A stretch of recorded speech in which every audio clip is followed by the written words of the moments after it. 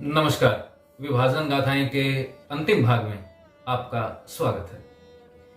कल के भाग में हमने बात की थी रावलपिंडी की और 1947 में रावलपिंडी की जो स्थिति थी उसके बारे में बड़े विस्तार से हमने चर्चा भी की।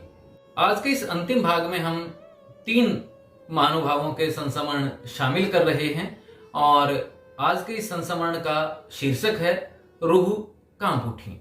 सबसे पहले बात करते हैं सरदार अमर सिंह जी के संस्मरण की। वे कहते हैं, मास्टर तारा सिंह की 3 मार्च की शाम वाली घोषणा के बाद हालात एकाएक विस्फोटक हो गए थे। 5 मार्च को हिंदुओं और सिखों के एक जुलूस पर मुस्लिम लीग के एक नेता चौधरी मौला सिंह के बेटे की अगुवाई में एक सशस्त्र भीड़ ने हमला बोल दिया। उस दिन हिंदू और सिख ऐसी स्थिति के लिए बिल्कुल तैयार नहीं थे, इसलिए उनके लोग ज्यादा तादाद में मरे और घायल हुए। मुस्लिम लीग के लोगों को जब लगा कि शहर में वे ज्यादा कहर नहीं बरपा सकते तो वे गांवों की ओर मुड़ गए। उन हमलों में हजारों की संख्या में लोग मारे गए। कितनी औरतों की आबरू लूटी, इसका कोई सही अंदाजा नहीं लगाया जा सकता।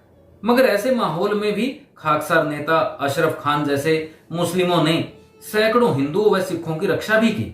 मगर अशरफ जैसे 2-4 ही थे। रावलपिंडी के दंगों की पूरे शेष पंजाब में तीखी प्रतिक्रिया हुई।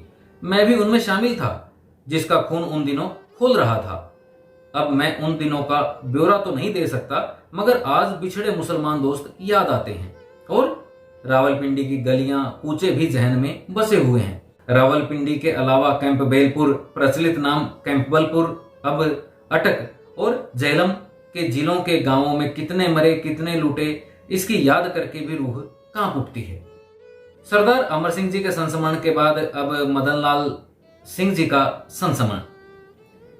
बाकी सारी बातें दोहराने से अब क्या फायदा, मगर मैं यहाँ पर कुछ बातें वजाहत करना जरूरी समझता हूँ। 5 मार्च 1947 को जो जुलूस हिंदुओं व सिखों ने निकाला था वह लाहौर में छात्रों पर हुई हिंसा के खिलाफ प्रोटेस्ट था, मगर इस पर चौधरी मौला व उसके भाई चौधरी हक्का के हथियारबंद गुंडों ने हमला बोल दिया था। उन दिनों शहीद आजम भगत सिंह का एक साथी बाबा गुरबख्श भी वहां रहता था। वह अब भी अपने क्रांतिकारी संगठन के लिए बम बनाता था। कुछ दिन पहले ही उससे एक बम फट गया, जिससे वह स्वयं बुरी तरह घायल हो गया। वह बार बार मेरे पिता सरदार राम सिंह से कह रहा था कि वह उसकी जान ले लें, क्योंकि इतना तड़पना उससे सहन नहीं हो पा रहा था। मगर तभी बाबा गुरबख्श ने अचानक लपक कर मेरे पिता की कृपान छीनी और अपनी छाती में तब तक घोंपता रहा जब तक वह एक और लुढ़क नहीं गया। बाबा बार बार यह भी कह रहा था कि यदि वह बच भी गया तो उस पर भी फिरका परस्त दंगों में भाग लेने का इल्जाम लगेगा, जो वह कभी नहीं कबूल सकता। बहरहाल रावलपिंडी के गांवों में हुए कत्लेआम ने पूरे पंजाब में लगभग हर कस्बे, हर शहर में बारूद का काम किया। कमोवेश पूरा पंजाब उन दंगों में जला था। अब मदन लाल सिंह के संस्मरण के बाद हम बात करते हैं शेख मोहम्मद इशाक के संस्मरण की। मेरे पुरखे अरोड़ा थापर थे और वे बाद में मुसलमान बन गए थे। सिटी सेंटर में हमारी एक दुकान थी, मगर व्यापारिक लेन देन पूरे पंजाब में फैला हुआ था। मैं दावे से कह सकता हूं कि 1946 तक इस शहर में किसी किस्म का तनाव नहीं था। 1946 के चुनावों में यहाँ यूनियनिस्ट पार्टी, कांग्रेस और खाकसारों ने सक्रियता दिखाई थी। कम्युनिस्ट पार्टी और आरएसएस का भी एक छोटा छोटा गुट था। उन चुनावों में मुस्लिम लीग कई जगह अपनी जड़ें जमाने में सफल रही थी।